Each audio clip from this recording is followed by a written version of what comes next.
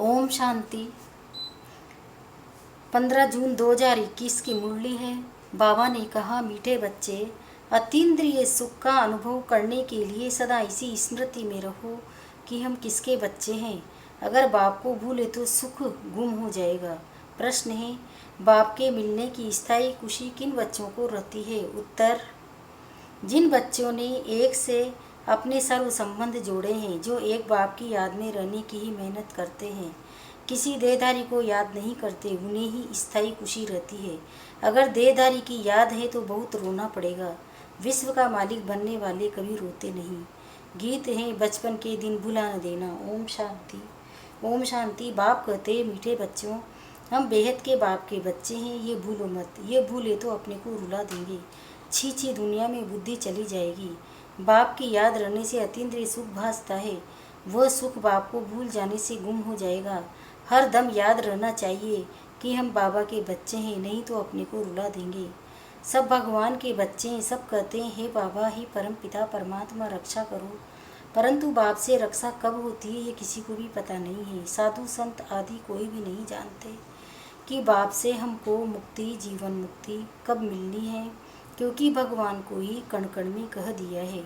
अब तुम बच्चे बेहद के बाप को जान गए हो। मोस्ट बिलवेड बाप है, उससे प्यारी वस्तु और कोई होती नहीं। ऐसे बाप को न जानना बड़ी भारी भूल है। शिव जयंती क्यों मनाते हैं? वह कौन है यह भी कोई नहीं जानते।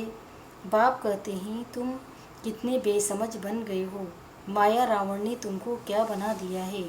अभी तुम बच्चे जानते हो, यह हमारी जन्मभूमि है। मैं हर 5000 वर्ष के बाद आता हूँ।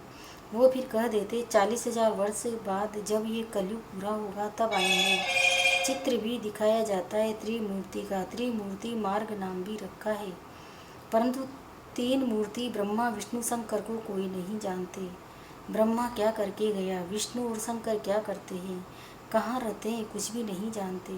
बिल्कुल ही घोर अंधियारे में है। बाप ये रचयिता, उसकी ये कितनी बड़ी रचना है, कितना बेहद का नाटक है। इसमें बेहद के मनुष्य रहते हैं।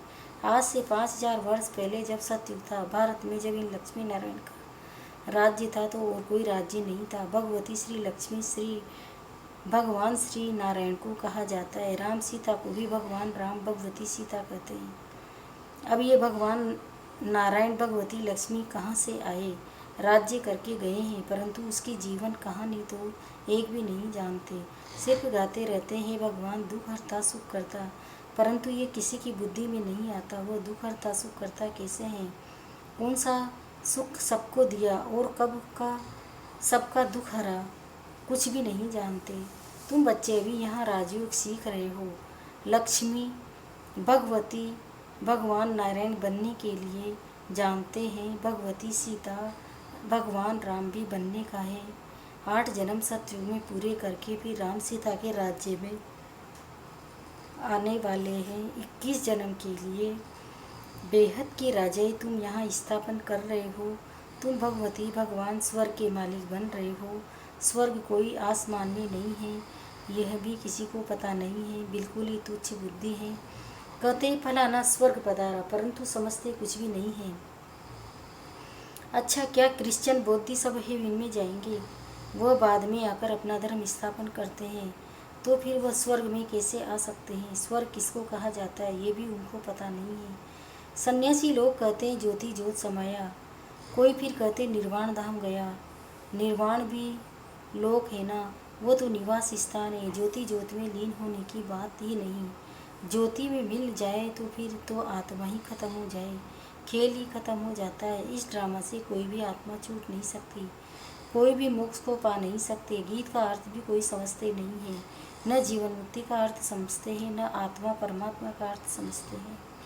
बाप कहते तुम्हारी शकल तो मनुष्य की है, जो इन देवताओं की भी थी। सतयुग आदि में देवताएं थे, उनका 2500 वर्ष राज्य चला। बाकी 2500 वर्ष की बात है जिसमें और सब धर्म आते हैं। 5000 वर्ष के बदले मनुष्य कह देते लाखों वर्ष कल्प वृक्ष की आयु है, परंतु तुम्हारी बात समझने के लिए भी नहीं आएंगे। हाँ, आएंगे भी वही जिन्होंने कल पहले आकर समझा होगा। पहले तो समझाना है। एक हद का सन्यास, जो सन्यासी लोग घर बार छोड़ जाए जंगल में रहते हैं, पहले पहले वह सत्व प्रधान थे, फिर अब तमो प्रधान बने हैं, तो जंगलों से लौटकर आए बड़े बड़े महल बनाए हैं। इन सन्यासियों ने भी पवित्रता के आधार पर भारत को थमाया जरूर है, भारत की सेवा की है। ये सन्यास धर्म नहीं होता तो भारत एकदम विकारों के जाल में मरता, पतित बन जाता। ये भी ड्रामा बना हुआ है। उन्होंने पहले पवित्रता की ताकत थी जिसमें भारत को थमाया है। इन देवताओं का जब राज्य था तो भारत कितना साहूकार था। उनके इतने बड़े हीरे जवाहरातों के महल थे, वह सब कहाँ गए? सब नीचे चले गए। लंका और द्वारिका के लिए कहते हैं, समुद्र के नीचे चली गई, अभी तो है नहीं। सोने के महल आदि सब थे ना। जब मंदिरों आदि में हीरे जवाहरात लगा सकते हैं तो यहाँ वहाँ क्या नहीं होगा? कितनी तुम बच्चों को खुशी होनी चाहिए, बाबा फिर से आया हुआ है। कहते हैं बाप को याद करो, याद एक को ही करना है जिसमें विकर्म विनाश होते हैं, परंतु वो भूल जाते हैं और देहधारी की याद आ जाती है। देहधारी की याद से ही तो कुछ भी फायदा नहीं है।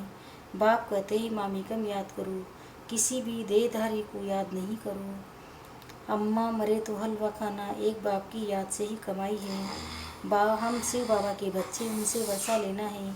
इस समय बाप को याद नहीं किया तो फिर बहुत पछताना पड़ेगा, रोना पड़ेगा। विश्व के मालिक बनने वालों को रोने की क्या दरकार है? तुम बाप को भूलते हो तभी माया थप्पड़ लगाती है। इसलिए बार बार बाबा बाबा समझाते हैं कि बाप को और वर्षे को याद करो। अमरनाथ ने अमरपुरी में एक पार्वती को भेंट अमर कथा नहीं सुनाई होगी, जरूर बहुत होंगे। जो भी मनुष्य मात्र सबको बाप समझाते कि अब पतित मत बनो, ये अंतिम जन्म पवित्र बनो। वहाँ स्वर्ग में कोई विकार नहीं होते। अगर वहाँ भी विकार होता तो फिर स्वर्ग और नरक में क्या फर्क हुआ? देवी देवताओं की महिमा गाते हैं, सर्वगुण संपन्न 16 कला संपूर्ण भगवान आकर भगवती बनाएंगे, सिवाय भगवान के कोई बना न सके। भगवान तो एक ही है, गाया भी जाता है। भगवान भगवती की राजधानी यथा राजा रानी तथा प्रजा भी वही होगी, परंतु भगवान भगवती कहा नहीं जाता। इसलिए कहा जाता है आदि सनातन देवी देवता धर्म है। ये किसी को पता नहीं है। इनकी ब्रह्मा की आत्मा को भी बाप समझाते हैं। एक बाप की, एक दादा की दो आत्माएं हैं ना। एक आत्मा 84 जन्म लेती है, दूसरी आत्मा पुनर्जन्म रहित है। बाप कभी पुनर्जन्म नहीं लेते हैं। एक ही बार आकर सारे विश्व को पवित्र बनाने के लिए हमको राजयोग सिखाते हैं। बाप तुमको समझाते हैं मैंने इसमें प्रवेश किया है, ये 84 जन्म भोग आए हैं, अब इनके बहुत जन्मों का ये अंतिम जन्म है। अब मैं निराकार हूँ तो कैसे आकर बच्चों को राजयोग सिखलाऊँ? प्रेरणा से तो कुछ हो न सके। कृष्ण भगवान वाच हो न सके, वह कैसे आ सकता है? वो तो है ही सत्व का प्रिंस। 16 कला संपूर्ण, फिर 13 में होते हैं 14 कला संपूर्ण। फिर द्वापर में कृष्ण को क्यों ले गए हैं? उनको तो पहले आना चाहिए इन्हें। बाप समझाते पहले बाप को याद करो, नहीं तो माया एकदम थप्पड़ मार देगी। छुई मुर्गा एक झाड़ होता है, हाथ लगाओ तो मुरझा जाए। तुम्हारा भी ऐसा ही हाल होता है। बाप को याद नहीं किया और खलास। गीत में भी सुना बचपन के दिन भुला न देना, बाप को भूले तो वहाँ न कहाँ चोट लग जाएगी। बाप कहते हैं तुम हमारे बच्चे हो, ये शरीर तो विष से पैदा हुआ है, वो इनके लौकिक माँ बाप हैं। यह तो ही पारलौकिक बाप, इनको फिर अलौकिक बाप कहा जाता है। ये हद का था फिर बेहद का बन गया। कभी देखो ये लौकिक बच्ची निर्मल शांता बेटी है, ये लौकिक भी है, अलौकिक भी है, पारलौकिक भी है। बाकी शिव बाबा के तो भाई बहन है नहीं, न लौकिक न अलौकिक न पारलौकिक। कितना फर्क है। एक बाप का बनना मासी का घर नहीं है। ऐसे बाप से संबंध जोड़ना टाइम लगता है। शिव बाबा की याद में रहना बड़ी मेहनत है। कई 50 वर्ष से रहने वाले को भी सारा दिन शिव बाबा को याद नहीं करते, ऐसे भी हैं। और सबको भूल एक बाप को याद करना बहुत मेहनत है। कोई 1% याद करते, कोई 2%, कोई 12% भी मुश्किल याद करते हैं। ये बड़ी भारी मंजिल है। तो बाप समझाते हैं बचपन को भूलना नहीं। बाप से स्वर्ग का वर्षा मिलता है। तुम जानते हो हम जीते जी मरकर बाप के आकर बने हैं नई दुनिया में जाने के लिए। तो तुम्हें स्थायी खुशी रहनी चाहिए। हो हम डबल सिर ताज बनेंगे। मनुष्य थोड़े ही जानते हैं कि सत्यहीन देवताओं को 16 कला संपूर्ण और 14 कला संपूर्ण क्यों कहते हैं। कुछ भी नहीं जानते। भक्ति मार्ग के शास्त्र आदि फिर भी बनेंगे। ये हटो तीर्थ यात्रा आदि सब फिर भी होंगे, परंतु इससे क्या होगा? क्या हेवन में जाएंगे? नहीं, बहुत रिद्धि सिद्धि से काम करते हैं, रिद्धि सिद्धि वाले बहुत हैं। हजारों मनुष्य उनकी पिछाड़ी पड़ते रहते हैं, रिद्धि सिद्धि से बहुत गढ़ियाँ आदि चीज़ें निकालते हैं। ये थोड़ी समझते हैं कि अल्पकाल के लिए सब है, इसमें बहुत मेहनत करनी पड़ती है। ये रिद्धि सिद्धि आदि सीखने की भी किताब होती है। कितने लाखों मनुष्य इनके पिछाड़ी पड़ते हैं, तुम बच्चे जानते हो।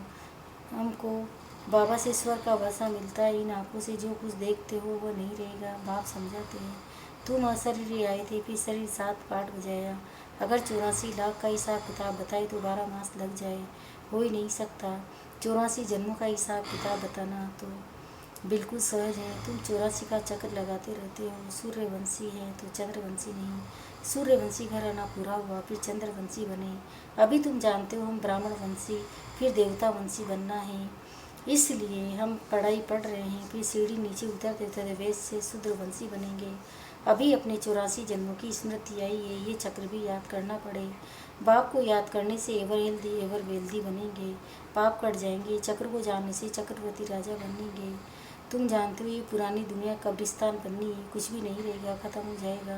राम गयो रावण गयो, राम का कितना छोटा परिवार होगा सत्युग में, अभी रावण का कितना बड़ा परिवार है। बच्चे जानते हैं कि राजधानी स्थापन हो रही है, हर बात में पुरुषार्थ स्पष्ट है। बाप पुरुषार्थ कराते हैं, बच्चे मुझे याद करो, फिर बाप से अथाह स्वर की बादशाही मिलती है। क्या उनको याद नहीं करेंगे? बाप स्मृति दिलाते हैं कि तुम स्वर के मालिक थे, अब फिर से पुरुषार्थ कर स्वर के मालिक बनो। अच्छा मीठे मीठे सिकंदर बच्चों प्रति माता पिता बाप दादा का याद प्यार और गुड मॉर्निंग। रूहानी बाप की रूहानी बच्चों को नमस्ते। हम रूहानी बच्चों की भी रूहानी माता पिता बाप दादा का याद प्यार गुड मॉर्निंग, नमस्ते नमस्ते नमस्ते। शुक्रिया बाबा, शुक्रिया आपका पद्मा पदम, शुक्रिया। धारणा के लिए मुख्य सहारे फैलाए। कभी भी किसी बात में छुई मुई नहीं बनना है, ईश्वरी बचपन को भूल मुड़ जाना नहीं है। इन आंखों से जो कुछ भी दिखाई देता है उसे देखते भी नहीं देखना है। दूसरा, एक बाप की याद में ही कमाई है, इसलिए देहधारी को याद कर रोना नहीं है, बाप और वर्षे को याद कर विश्व की बादशाही लेनी है। वरदान, नॉलेज की लाइट माइंड द्वारा कमज़ोर संस्कारों को समाप्त करने वाले शक्ति संपन्न भव। नॉलेज से अपने कमज़ोर संस्कारों का मालूम तो पड़ जाता है, और जब उस बात की समझानी मिलती है तो संस्कार थोड़े समय के लिए अंदर दब जाते हैं, लेकिन कमज़ोर संस्कार समाप्त करने के लिए लाइट और माइट के एक्स्ट्रा फोर्स की आवश्यकता है। इसके लिए मास्टर सर्वशक्तिमान मास्टर नॉलेज के साथ चेकिंग मास्टर बनो। नॉलेज द्वारा स्वयं में शक्ति भरो, मनन शक्ति को बढ़ाओ तो शक्ति संपन्न बन जाएंगे। स्लोगन, जहाँ सर्व प्राप्ति है वहाँ प्रसन्नता है। ओम शांति, ओम शांति।